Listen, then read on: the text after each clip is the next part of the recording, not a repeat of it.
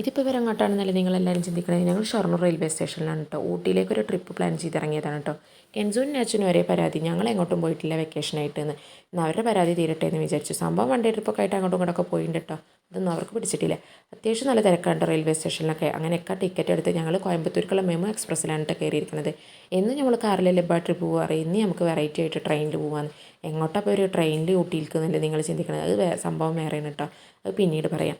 എപ്പോഴും പറയും ഞാൻ മാത്രം ഊട്ടി കണ്ടിട്ടില്ല, ബെച്ചിയും മെച്ചിനും ആച്ചൊക്കെ ഊട്ടിയിട്ടുണ്ടെന്ന് കൻസക്കുട്ടി. അപ്പോൾ പിന്നെ അവളുടെ ആഗ്രഹമല്ലേ, അവളെ ഒന്ന് ഊട്ടി കാണിച്ചു കൊടുക്കാൻ വിചാരിച്ചിട്ട് ഞങ്ങൾ ട്രെയിനിൽ തന്നെ യാത്ര തുടങ്ങി. അങ്ങനെ ഞങ്ങൾ കോയമ്പത്തൂർ റെയിൽവേ സ്റ്റേഷനിൽ എത്തിയിട്ടോ. ഷൊർണൂർ ജംഗ്ഷനിൽ നിന്ന് 2:50 ട്രെയിനിലാണ് കേട്ടോ ഞങ്ങൾ പോകുന്നത്. ഇവിടെ എത്തുമ്പോൾ 4:30 4:45 സമയമായി. അങ്ങനെ ഞങ്ങൾ ഒരേ ചായ കുടിച്ചു. എന്നിട്ടാണ് ഇനി മേട്ടുപ്പാളയത്തേക്ക് ട്രെയിൻ കയറുന്നത് കേട്ടോ. അത്യാവശ്യം നല്ല തിരക്കുണ്ടായിരുന്നു ട്രെയിനിലൊക്കെ. എല്ലാവർക്കും ഒപ്പം സീറ്റ് കിട്ടിയില്ല, എങ്കിലും ഇരുന്നു. ഇതാണ് ഞാൻ പറഞ്ഞ സംഭവം. ഈ ടോയ് ട്രെയിനിൽ കയറാൻ വേണ്ടിയിട്ടാണ് ഞങ്ങൾ അത്രയും നേരത്തെ അവിടെ നിന്ന് പോകുന്നത്. ഇന്നത്തെ രാത്രി ഇവിടെ ചിലവഴിക്കും. കാരണം ഇവിടുത്തെ ക്യൂന്ന് അങ്ങോട്ടോ ഇങ്ങോട്ടോ മാറിയാൽ നിങ്ങൾക്ക് ടിക്കറ്റ് കിട്ടില്ല എന്ന് അവിടെ എല്ലാവരും പറഞ്ഞു.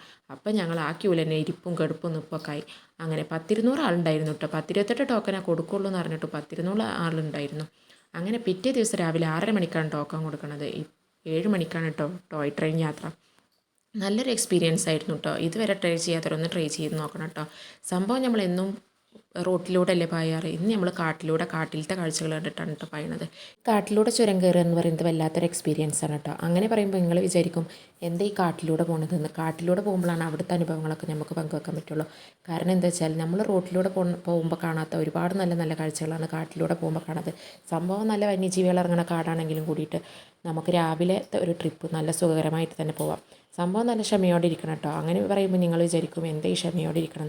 കാരണം 7 മണിക്ക് തുടങ്ങിയ യാത്ര 12 മണിക്കാണ് ഊട്ടിയിലെത്തുന്നത്.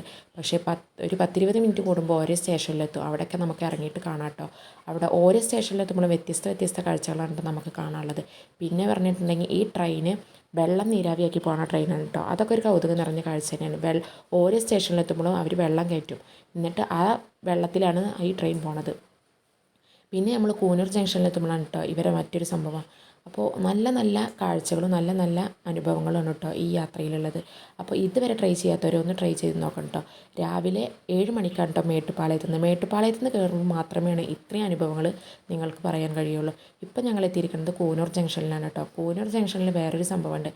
ഈ ബോഗി മാറ്റിയിട്ട് ഈ വെള്ളം കൊണ്ടുപോകുന്ന ബോഗി മാറ്റിയിട്ട് എൻജിൻ മാറ്റിയിട്ട് നമുക്ക് വേറൊരു എൻജിനാണ് കേട്ടോ, ഡീസൽ എൻജിനാണ് ചേർക്കുന്നത് കേട്ടോ. ആ ഒരു കാഴ്ച കൂടിയാണ് കാണുന്നത്. ഇതുവരെ കാണാത്തവർക്കൊക്കെ നല്ല കൗതുകം നിറഞ്ഞ കാഴ്ചയാണ് കേട്ടോ. പിന്നെ ഇവിടുന്ന് കണ്ടിട്ട് വിട്ടുള്ള ഊട്ടിയിലെത്തുന്ന വീഡിയോസ് എൻ്റെ ഇത് നഷ്ടപ്പെട്ടു കേട്ടോ.